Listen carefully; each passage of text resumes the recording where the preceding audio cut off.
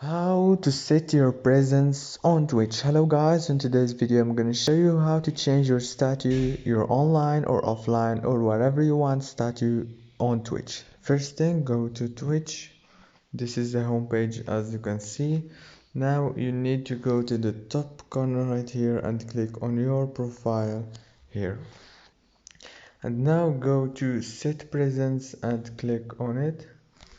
And here you go. Now you can change it to Buzzy or invisible or online if you want.